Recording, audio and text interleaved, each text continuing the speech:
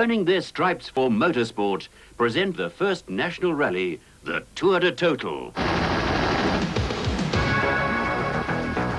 It's a new season and a clean slate as the South African Rally Championship contenders descend on Natal.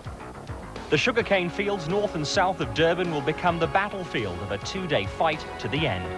Having ended last year on a high, Nissan have worked around the clock to produce 4 brand new rally cars in time for this, the first event. Their motorsport manager, Pieter de Waal, has added a third Class A car to the team in the form of brother Nick de Waal and navigator Guy Hodgson. They join the existing crews of Hannes Grobler, Piet Swanepoel and Jannie Habach with Douglas Judd.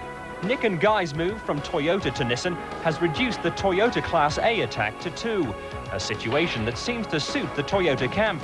The mechanics now having more time to spend on Serge Damso and Vito Bonafide's newly built Conquest and the second four-wheel drive car of Glenn Gibbons and Peter Cuffley.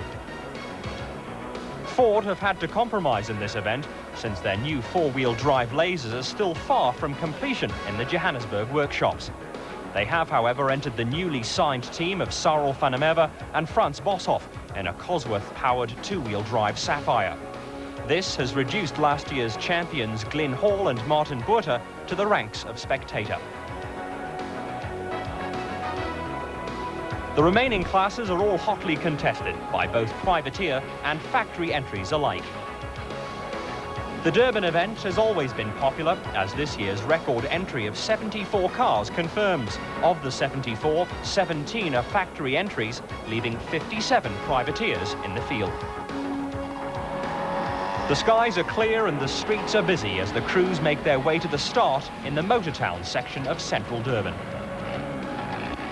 The draw sees van der Merwe and Boshoff first on the road, with Toyota's Serge Damso starting 2 minutes behind. 3 Nissans, led by Grobler and Swanepoel, follow in 3rd, 4th and 5th places, with the Conquest of Glenn Gibbons and Peter Cuffley 6th off the line.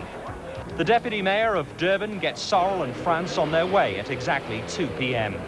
From here, the competitors follow an open section to the start of Special Stage 1, situated in the cane fields inland of Umhlanga Rocks. One by one, at precisely 2-minute intervals, the cars are brought under starters' orders and then officially sent on their way.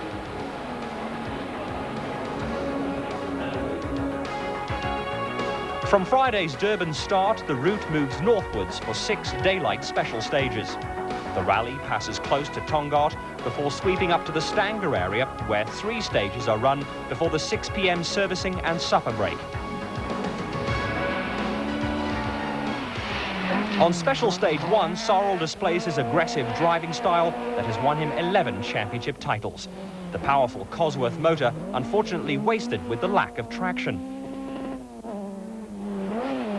As Serge and Vito blast their way through Stage 1, it's the Sentra number 5 of Nick de Waal and Guy Hodgson that appears next, suggesting problems for their teammates. Deep into Stage 1, we found a frustrated Jannie Habach and Douglas Judd stranded with a fan belt problem. Grobler's Nissan was apparently suffering from an identical malfunction. As Glenn Gibbons and Peter Cuffley pass the stranded Nissan, Toyota and Volkswagen's chances improve while all 3 Nissan teams eat their dust.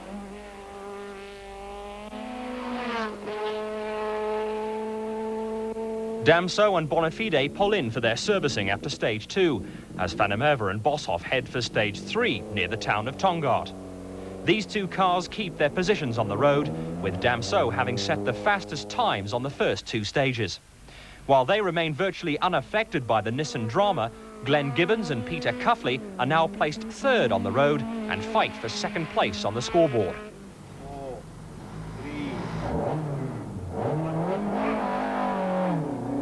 Hannes Grobler and Piet Swanepoel arrive at the start of Stage 3 in time for us to join them in the car.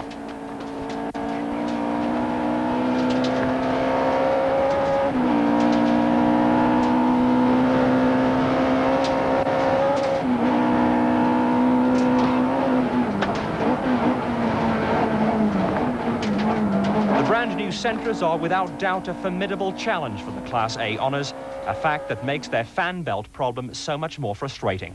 The belt is thrown only at high revs, something the teams didn't have time to test in their quest to be at the start in time.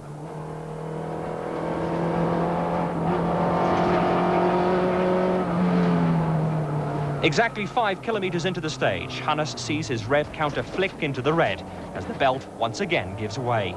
His only choice is to pull off the road.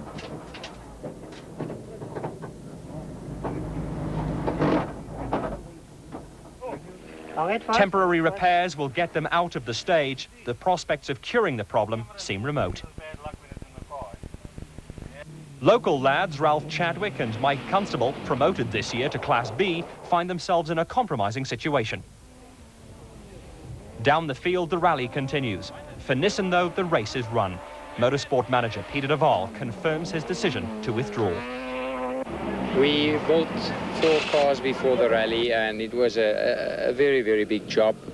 We didn't have really the time to test the way we want, and something relatively small went wrong. We've got a hiccup with the fan belt, and it keeps on coming off, and we've decided it's not worth our while to carry on. We'll rather save the cars, make the modification it requires, and then do extensive testing for the next rally.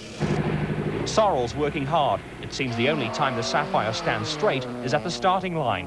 For the spectators, it's one heck of a show.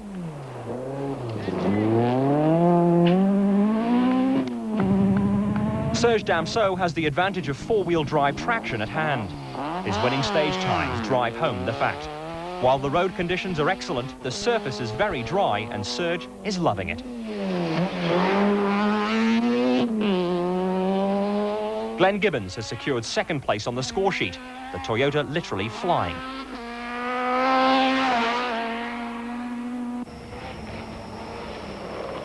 Keeping tabs on the leaders is young Enzo Kuhn with navigator Johan Seeling. Their conquest is easily leading Class C and will clear any Class B competition. With the Nissans now officially off their backs, the Toyota crew can relax, enjoy a meal and sign autographs. We snatched a moment to ask Sorrel van der Merwe how his rally was going. Clearly we've had no problems, apart from the fact that we've now run out of tyres. We've used a set of tyres, rear tyres per stage, so we're desperately running around looking for tyres. It's just that in these tight, loose conditions, we're really losing out a lot to the other teams. And only a 4-wheel drive can cure that. Now, you haven't driven a rear-wheel driving rallying for quite a few years now. Does it take a bit of getting used to? It takes me back to the early 80s, yeah. The handling is about the same as we used to have then. And I'm having fun. I mean, I'm not going anywhere, but I'm having fun. 3 night stages transport the rally cars back to Durban for the overnight stop. The darkness of the cane fields at night is